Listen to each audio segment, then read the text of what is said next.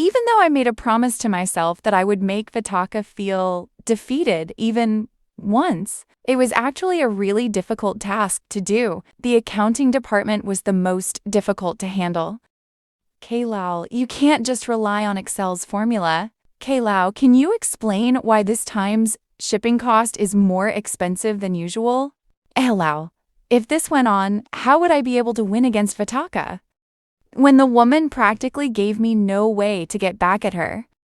K.Wine was scaringly too organized and strict in work. I could get away with it on my own, but Vitaka had this standard system where, whenever someone from my department made a mistake, I, as the supervisor, would be the first person she summoned to have a word with. And Vitaka's words cut deep. If her words were knives, then I would be stabbed so thoroughly already. I didn't like it, but there was nothing I could do to get back at her at all, and you were attacked by her every single time, the man sitting opposite me said after I was done talking. Yeah, I am so screwed. I sighed heavily as I picked up a slide of beef on my plate and ate it to get rid of my irritation. Friday evening was the right time for workers to hang out, and nothing was better than good quality beef at a shabu-shabu restaurant with a dear pal. Pakfum was my closest friend. We decided to meet up to celebrate my new job, but it suddenly became my sad little TED Talk. You're the one who didn't pay enough attention before you took it out on someone. She was sitting in a fancy ergonomic chair separated from the others. She was clearly the boss. Your first impression is so bad, Pakfum remarked. She doesn't look like it. I tried to make up flimsy excuses to defend myself. After that misunderstanding, Vedika never wore a sweater again. She wore a blazer or a cardigan to shield herself from the cold. It did make the petite woman look more mature, but it also made me feel more anxious. Dumbass. You just started working there and you got into trouble with the company's most terrifying figure. You were so dumb and crazy. Bitch, I didn't tell you this so you could make fun of me. Don't walk over your friend when they fell, man. I could no longer stand the insults thrown at me anymore. Gosh, don't get so conceited and keep insulting me just because I didn't say anything. I'm not walking over you, I'm beating you up. Pakfum giggled, pleased to see me getting so pissed at him, but I couldn't find anything to counter him back. You are so mean. I hope you get GERD, so I decided to jinx him instead. Hey, you can't argue, so you hegs me. You were terrible, lol. Pakfum whined. It made me feel like I had an upper hand in this situation. Oh well. GERD was known to be common among white-collar workers. The older one got, the more one was prone to diseases, so it was natural that Pakfum would be scared that one day he might suffer from this disease. Whatever. I ignored my friend entirely. I was just saying things. It wasn't my fault he got offended. Hey, so this is how you want to play it? You better watch out with that K-wine of yours. You tend to get what you despise. I'll be laughing and making fun of you if you end up in her bed after all this talking behind her back. God, no. Don't say something like that, dude. It's disgusting. I whined when Pakfum teased me. This little shit tried to get back at me after I jinxed him, huh? He was terrible. The worst. Suddenly, a picture of a certain someone who was the topic of our conversation came into my mind. Even in memory, Vitaka's piercing eyes still traumatized me, much like in real life. Hey, I'm not just saying this. Didn't you say so yourself, that K-wine is cute? You don't normally give compliments to people? Why do you have to pay attention to things like this? I complained when my dear friend seemed to have a fantastic memory of unnecessary things like this. Though it couldn't be denied that Vitaka was lovely. She had fair, healthy skin and looked cute even with the barest makeup on, but nah, I really can't. Just hearing her name makes my skin crawl. Seriously, that woman is as fierce as a tiger. And she has this oppressing aura around her too. Whether or not you will take that back? We'll see. Not a chance. I nearly chewed Pakfum's head instead of the meat in the shabu-shabu pot. From an outsider's point of view, anyone would think that Pakfum and I were a couple, adorably teasing each other. A handsome man and a beautiful woman looked picture perfect. But please, Pakfum only liked cute guys. Just like how I only had eyes for pretty girls. Speaking of romance, you've been single for a long time already. Don't you get lonely? Pakfum asked, curious. Nope, my life is hectic right now. I want to focus on my career at the moment. I smoothly answered my friend. I had been single for so long I couldn't even remember what it was like to have a significant other, but I was happy with my life right now, so there was no need to find romance anytime soon.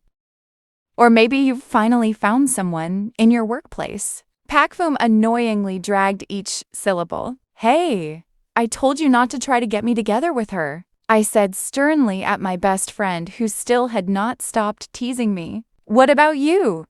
It's not every day you are here on the ground. When's your next flight? Next week, I think. Why? You want to meet up again? Yeah, I want to have a friend to talk to. I want to get all of this stress out of my chest. I confessed honestly. Pakfum was a flight attendant, so our schedules did not usually match. But talking face-to-face like this was much better than talking through the phone. Let's hang out again. Or you could call me. It's hilarious, though. Now that I think about it, you put so much effort before working here hoping that everything would go well at work. Pakfum laughed. He looked so amused I wanted to yank his head down into the shabu-shabu pot. I know, right? It went so well I nearly died. I sarcastically complained and touched my hair absent-mindedly, feeling tired. This caramel blonde hair color too. The magazine said the color would help you thrive in work. Yeah, thriving I did with an insane amount of issues I encountered at work. Where did I put that magazine, by the way? I would tear it apart once I got back to my place. Don't you think you're a little too pissed at her? From what you told me, Wine didn't seem to pick on you specifically or anything, right? She didn't even target you on purpose, Pakfum said as he was eating his 5th cup of ice cream. I wondered if he picked this shabu-shabu restaurant for the meat or for the ice cream. You should probably get your fasting blood sugar checked, though. I think it's probably off the roof by now. Pent-up anger? I don't know, I feel annoyed just from seeing her face, dude. She just comes out of nowhere. You might not like her, but no violence, okay? Oi, you too? Let me tell you, Laline here only uses the brain, alright? Geez, why does everyone think I'm the type to solve problems with violence? I protested as I scooped up my ice cream as well. The refreshing sweetness of the ice cream made me feel a little better. Just you wait, I'll make Wine completely speechless one day. Monday morning always came fast, but today, I entered my office with an unusually wide grin that Numnim and Bus had to comment on with a curious look. Pilao, did something good happen? Was it that obvious? I answered Numnim with a smile as I put my favorite designer's bag inside the drawer and took out the laptop to turn it on. It took 5 to 10 minutes for the company's laptop to be fully activated. So I could just turn it on, and by the time I finished breakfast, it would be ready for me to get to work. It's like you emit happiness from new Pilal. It's obvious, Buzz added, as he searched my face for an answer. I'm just happy, of course I would be, because today is a new day that I would have victory for once. Because of my answer, Numnim threw random guesses of what could be the reason. Oh?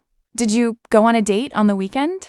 No, let's just say that I'm very happy today. That's all you need to know. I dropped the mysterious bomb at them, but I didn't care. Just thinking about Wine's stunned expression when she knew. I finished my work before the due date, and I did everything exactly by the book, leaving no error at all. I was filled with so much joy that I wanted to burst a laugh. I spent my weekend on this report, and it was worth it. I'll be back in a minute after I worked for a while. It was finally time for me to go see Wine. Where are you going, P-Lol? To the accounting department. I'll deliver the sales report to them. Wait, didn't they tell us to hand it in by Friday? Numnim asked me. I want to hand it in today. I'll be back. I told Numnim with a grin and walked out, feeling like a champion. I walked to the accounting department and went straight to Vitaka's desk. The petite woman still had not acknowledged my arrival. There was a certain steady rhythm in the way Vedika clicked the mouse. Her doe eyes stared at the screen diligently. Her other hand was holding a box of drinking yogurt. Our company didn't prohibit eating food during working hours, but from what I noticed, Vitaka usually only had sandwiches and a box of drinking yogurt for breakfast. Shouldn't she be sick of it? But then again, why would I care about K-Wine's life? Okay, Lawa, do you need anything? It seemed like Vitaka finally noticed me, and of course I did. That was why I came all the way here to her department. And the topic I wanted to talk to you about. Just here to deliver you the sales report, I said as I placed the sales summary report on K-Wine's desk with a wide grin. The woman quietly accepted it. Vitaka flipped through each page while I stood there, gulping with anticipation. You included all the information, and it is very thorough and detailed. Finally, the woman uttered softly. So, if this report is good to go and you don't have any more comments, I'll take my leave then, I said to her with a wide grin on my face. Take that! You're speechless, right? How's my goddamn perfect report? Hold on, as I was about to walk out, Vitaka called out to stop me. I have something to tell you, K-Lauer. Yes? Vitaka closed my report and said with a serious tone, our company just introduced a new sales report form last Friday. You can take a look here if you don't believe me. I approached Vitaka's computer that she pointed at and bent down to read the email displayed on the screen. I smelled a faint scent of strawberry yogurt from the woman. It seemed to be coming from a lotion. Wait, why would I pay attention to how Vitaka smelled right now? That email clearly CC my email in the announcement. Seems like you have to revise the report, K-Lau. The report was handed back to me. I might be mistaken, but I felt like I saw the corners of Vitaka's lips lift up a little. But that wasn't important right now. I could feel my face heated up because of how embarrassed I felt. Then I'll go back to change it, K-Wine. I accepted the report from her hand and quickly excused myself from the accounting department as fast as I could because I didn't want to face Vitaka, who had a faint smile on her face. Watch your steps, don't crash any desk, K-Lowell. You really shouldn't have to rush it this much next time, the deadline is on Friday. Vitaka's voice followed me from behind. It made me want to hide my face in a hole like an ostrich. The email was so spot on. How come I had not noticed it before? Should I just get myself glasses? Losing was an understatement in this battle. I was freaking knocked out.